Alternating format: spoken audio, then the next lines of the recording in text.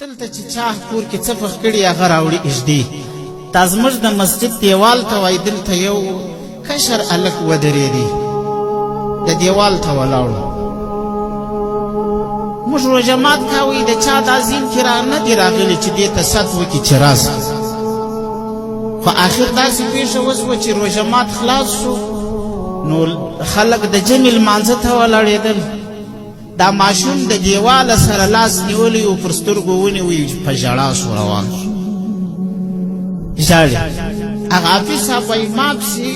ور هڅه کړه ور ومې ځغسته در لاس مې ونیوی وایي ما ورته ویل ماشومه ولې ژاړې چا خو به څه نه یې درته ویلي وایي ده راته ویله چې زه د فلاني شهید زوی یم زموږ په کور کې هېڅ هم نه و ما نن روژه نیولې وه کشر هلک دی ماشوم دی وایي مور راته وویله چې بچی یې کور کې خو څه نسته ولاړ شه په مسجد کې به نن روژه مات وکړې مسجد ته ورشه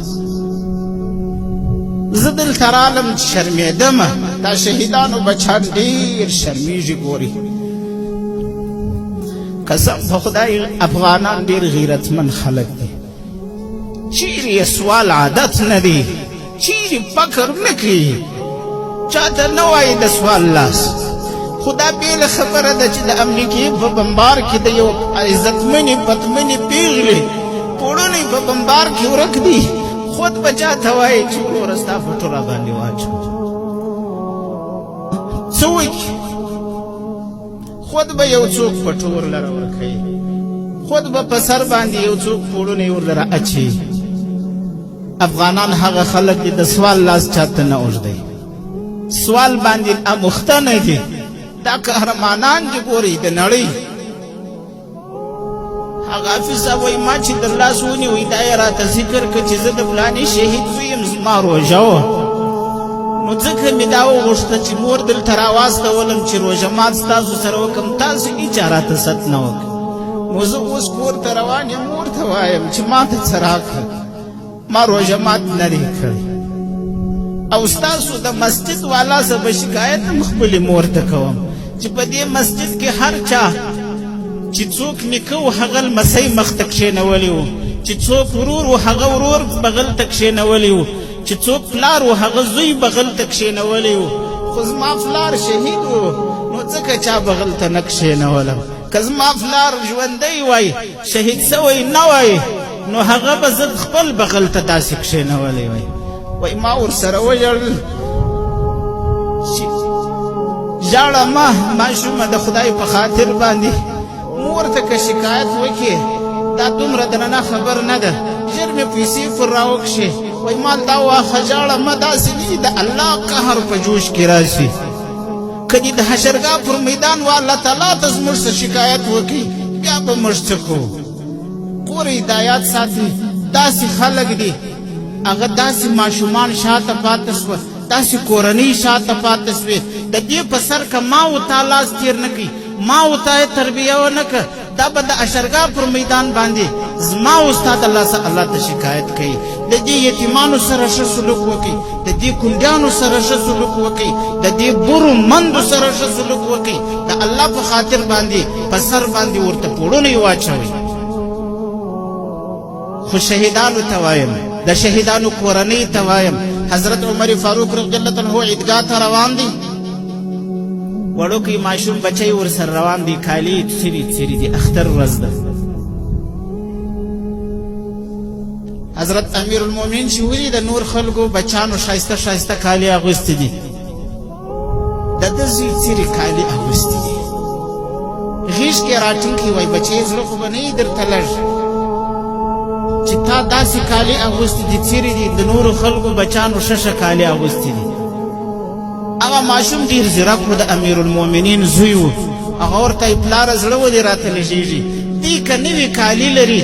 خو بیا داسې پلار نه لري داسې پلار نه لري موږ د شهیدانو بچانو ته وایو چې که د خلکو په کورو کې نوي کالي سته که د خلکو په کورو کې پیسې سته که د خلکو په کورو کې نوي کپړې سته که د خلکو په کورو کې هغه داسې خلک سته چې پلرونه لري خو داسې پلار بیا هم هر سړی نه لري چې د الله پر دین دې قرباني ورکړي د الله پر دین دې سوځل سوی د الله پر دین دې پارچه پارچه سوی داسې څوک دا نو بیا هم هر سړی نه لري شهیدانو ته وایي چې دا ستاسو د پلرو د وینو برکت دی چې اوس به اسلامي نظام راځي اوس به اسلامي حکمرانی راځي اوس به امارت اسلامي راځي اوس به د الله تعالی کتاب نافذ کیږي الله پاک دې نافذ کړي الله دې د دې کونډیانو یتیمانو د دې غریبو مسلمانانو په خپله کفالت وکړي الله دې د امارت اسلامي سب متحد متفق ولري الله رب العزت دې زموږ د مشرانو په عمر کې برکت واچي څومره شهیدان چې تللي دي الله دې ټولو ته جنت فردوس ورکړي الجهاد موبایل سنټر چمن روډ جنگل بازار مسئول صبغت الله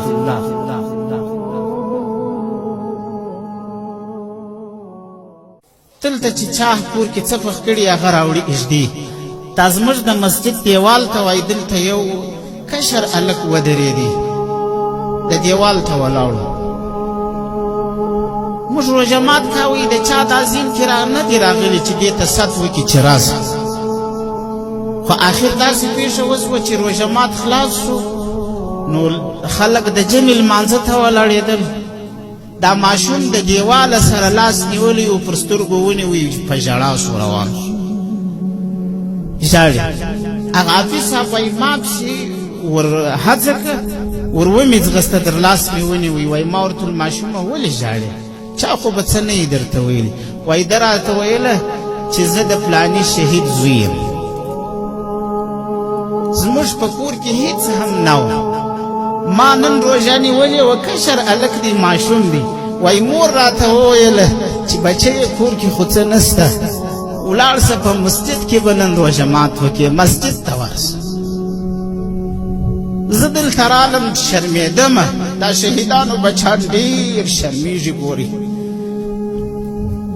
قسم په خدای افغانان ډېر